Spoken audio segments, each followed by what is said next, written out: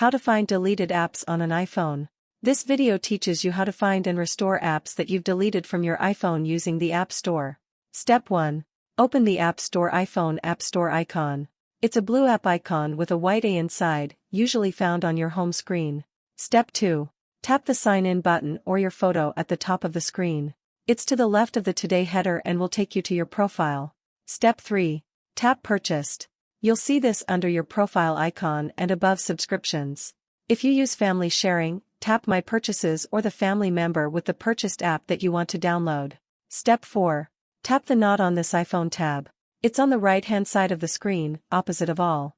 It will bring up a list of apps you've purchased, but that aren't currently on your iPhone. Step 5.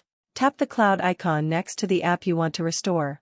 This will download the deleted app back onto your iPhone. If you don't see the deleted app you're looking for in the list, you can also search for it in the search field at the top of the page, just above the list of apps. Thanks for watching my videos. Please subscribe, like, and share.